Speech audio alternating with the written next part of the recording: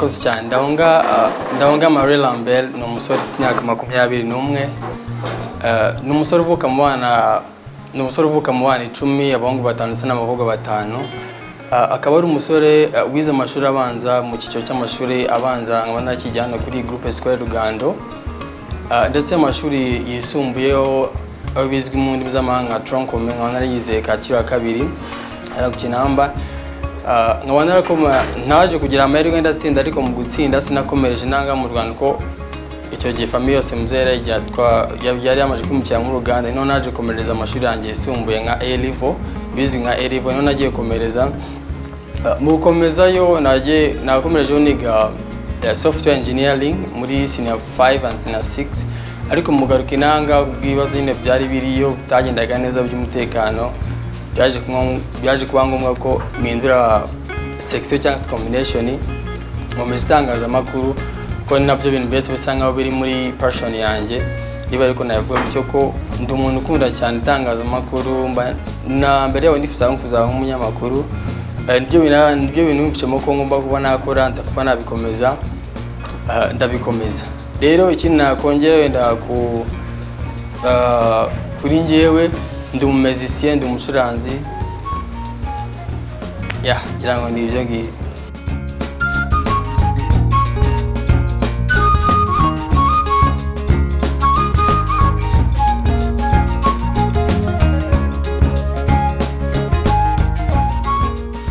Mw'ijambo rya Mr. Rwanda boss kuvuga ko ari ibirenze byinshi nzanye, ariko nibyo mfite nabyo myize mu mushinga wanjye. Nize nashidikanya ko biramutse biciyemo umushinga wanjye watambuka. Nize nashidikanya ko nanjye mfite nk'urubyiruko, umusore w'urubyiruko, numva muri njye ari uruhare mfite cyangwa stafari ryanjye mwe gushira ku gihugu cyacu, mu iterambere ry'igihugu cyacu. Bize rero umushinga wanjye mfite mu ndimi z'amahanga nise modern agriculture youth inclusive. Bishatse kuvuga ngo ni ubuhinzi bwa kijyambere. Ko njya no guhitamo umushinga nabanje kwitegereza mu gihugu cyacu, ndeba ibintu dusa nkaho dukeneye cyane kurusha ibindi. Nza gusanga mu gihugu cyacu nta bikorwa remezo mu by'ukuri dufite twabasha kuba twakoresha mu kuba twabasha kwihaza mu biribwa ndetse cyangwa se n'ibindi. Nza gusanga ikintu dufiteho cyangwa se niba nakwita ko ari nk'ikintu twasigiwe n'abakurambere mu gihugu cyacu, ni ikintu bita ubuhinzi ndetse n'ubworozi. Niyo mpamvu byo mushinga wanjye nawo kumoreye ku bijyanye na modern agriculture, se ubuhinzi bwa kijyambere, kugira ngo bibe byafasha igihugu cyacu cyangwa se n'abenegihugu mu kwiteza imbere ndetse no mu kwihaza mu biribwa binyuze mu buhinzi bwa kijyambere. Kuko nk'uko bisanzwe twayaga duhinga ariko tukeza ibiribwa rimwe no ugasanga ntabwo byose bifite ubuziranenge, usanga niba tunabyeje ntabwo bibasha kuba byamara igihe, ntabwo twanabisupporting bese kubyo ngo twabijyana hanze mu bihugu byo hanze. Ariko navuga ati umushinga wanjye ramusiciyemo tukabasha kwihaza mu biribwa ndetse kandi tukabasha no kuba twagemurira amahanga bize muri umushinga wanjye. Nk'uko bizwi inanga mu gihugu cyacu usanga kenshi tuba dufite ibihe cyangwa se ni nk'ibengende rwo usanga tuba dufite ibihe ngo kino gihe nicyo kweza ndetse nicyo gusarura. Ariko umushinga wanjye wo hari nk'ibyo twaza twikoresha bita ngo greenhouse ni inzu twaza dukoreramo ku buryo ibihingwa byacu mu gihe twahinze bizajya bihura mbese n'izo affection cyangwa se bizajya byafectana n'ibyo biza cyangwa se n'ibyo byonnyi bijya bikunda kwataka ibihingwa.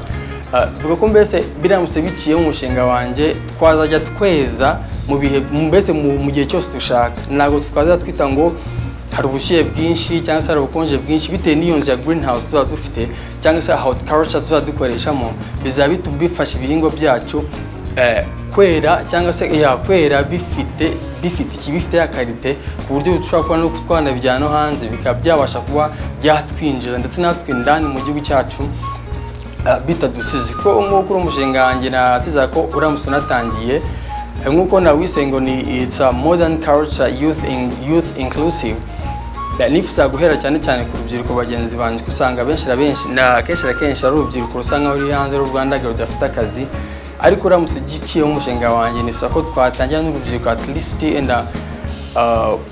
twatangira twangaje mbese nk'urubyiruko urubyiruko mbese duhere nko ku 100 tugakomeza gutyo. Mwakoze.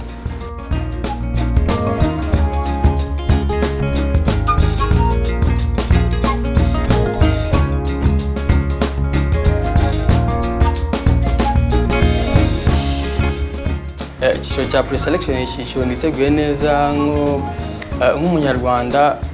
Abanyarwanda bamara amahirwe bakanyisha cyizere, nzi ko mu byo nifuza cyangwa se mu byo mfite nk'umushinga wanjye nanjye ndifuza kuba nabasangiza, baramutse bamaye amahirwe bakangira icyo cyizere, nize nashidikanya ko hari icyo twakora. Niyo mpamvu nanjye rero mbizeye nk'abantu bazabasha kugira icyizere bakabasha kuntora. Ni kuri ya nimero yanjye isanzwe 108, bangira amahirwe bakandura, nize nashidikanya ko byacamo neza.